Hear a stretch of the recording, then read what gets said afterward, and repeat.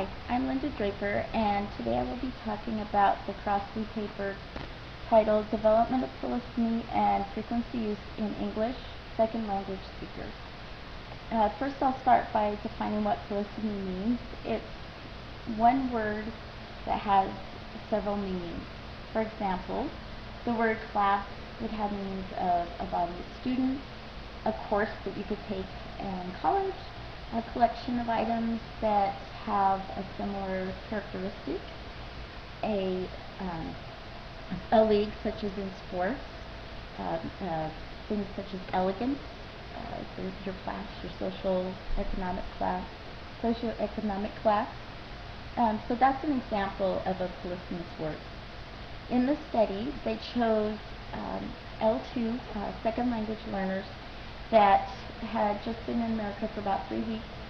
They were taking a university class, and they had the bottom of their class for testing, and they picked 50 of them. However, 44 of them, they dropped them if they didn't come enough to the meetings, or else, the research sessions, or else they just dropped out themselves. So it ended up being a longitudinal study of 1 year for 6 of the L2 speakers.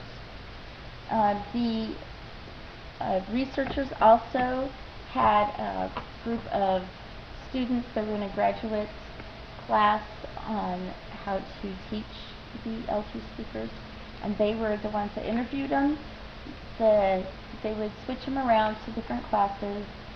Each of the L2 speakers were in a separate class with other students, but they were all on the same level of learning what they were being taught.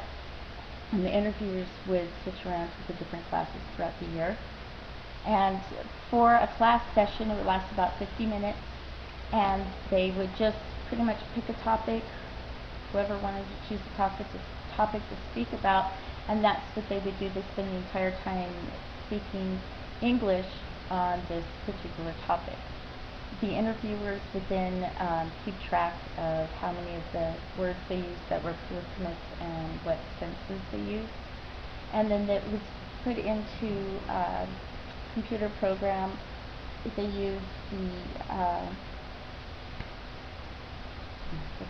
WordNet dictionary, and they also used Select to help with keeping track of all the data that was performed throughout the year. The first analysis that they did was a quantitative analysis where they used the WordNet and Select. They studied the growth of the L2 learners' use of polysymous words, how much they increased with how many words they increased using them through the study through the year. And they found that the weeks 2 to 16 that they improved a lot, started using a lot of the new words. But after that, then it pretty much leveled out for the rest of the year. They did study and had their results done in trimesters because of the school breaks that they had. So the first trimester, they increased a lot in their use of the polysymous words. Then they did a second analysis. This analysis was done qualitatively. They did this to help support the information, the results, and data that they received from the first study. And they found that, and they also used the WordNet dictionary for the second one also. They did find that there was an increased use in the senses of these polysymous words. They chose actually 6 of the most frequently used words from the first study to look at and study for the second analysis. So these 6 words that they had chosen that were most frequently used were know, K-N-O-W, name, think, place, work, and play. They kept track of how many different meanings of each word were used and had been increased from the L2 learners, and at least 3 L2 learners for each of these words had increased in using the senses, except for the word name, and only one of them increased, but they only used 2 of the senses. The rest, they didn't increase at all. They found that the first 4 months, the weeks 2 through 16, they really didn't progress at all in improvement. But after the 16th week, that's when they began increasing with the senses, and they kept increasing for the rest of the study.